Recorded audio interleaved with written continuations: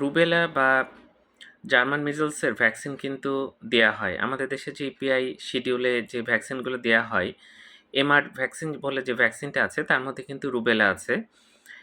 এটারই আরেকটা নাম হচ্ছে জার্মান মিজলস।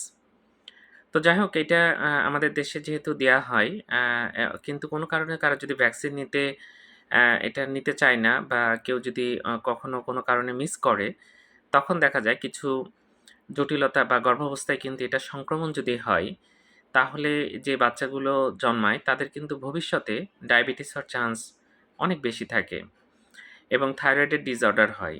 এদের যারা জার্মান মিজলস যদি মায়ের গর্ভাবস্থায় আক্রমণ হয়, তাহলে এই বাচ্চাদের কিন্তু পরবর্তীতে ডায়াবেটিস হওয়ার চান্স থাকবে।